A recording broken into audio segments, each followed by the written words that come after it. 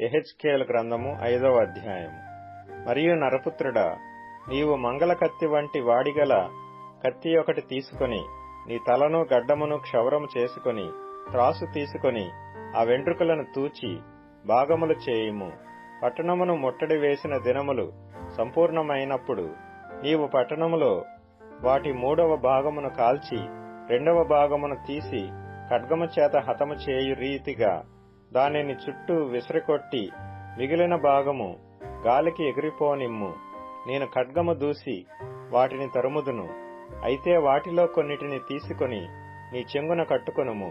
పిమ్మట వాటిలో కొన్నిటిని మరలా తీసి అగ్నిలో వేసి కాల్చుము. దానిలో నుండి అగ్ని బయలుదేరి ఇశ్రాయేలు వారినందరినీ తగులబెట్టును. మరియు ప్రభువైన యెహోవా ఇలాగు సెలవిచ్చెను, ఇది యెరూషలేమే గదా, అన్ని జనుల మధ్య నేను దాని నుంచితిని, దాని చుట్టూ రాజ్యములున్నవి. అయితే వారు నా విధులను తృణీకరించి నా కట్టడలను అనుసరింపక దుర్మార్గతను అనుసరించుచు నా విధులను కట్టడలను త్రోసివేసి తమ చుట్టూనున్న అన్ని జనుల కంటెను దేశస్థుల కంటెను మరి అధికముగా దుర్మార్గులైరి.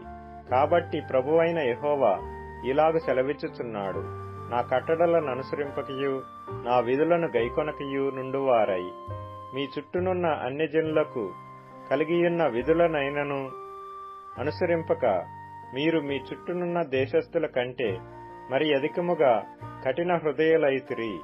కావున ప్రభువైన యెహోవానగు నేను నీకు విరోధినైతిని. అన్యజనులు చూచుచుండగా నీకు శిక్ష విధింతును.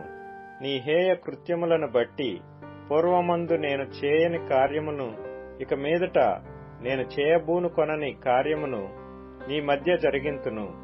కావున నీ మధ్య తండ్రులు తమ కుమారులను భక్షింతురు, కుమారులు తమ తండ్రులను భక్షింతురు.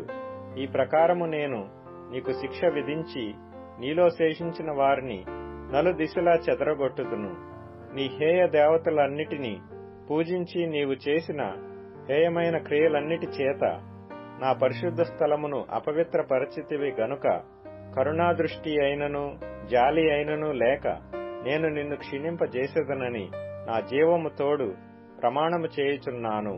ఇదే ప్రభువగు యెహోవా వాక్కు.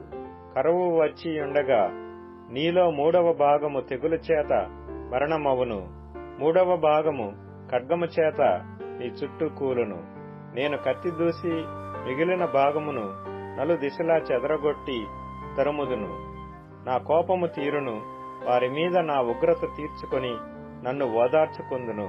నేను వారి మీద నా ఉగ్రత తీర్చుకుని కాలమున యెహోవానైన నేను ఆసక్తి గలవాడనై అలాగు సెలవిచ్చితనని వారు తెలుసుకొందురు. అలాగు నీ చుట్టూనున్న అన్ని జనులలో నిన్ను చూచు వారందరి దృష్టికి పాడుగాను నిందాస్పదముగాను నేను నిన్ను చేయుదును.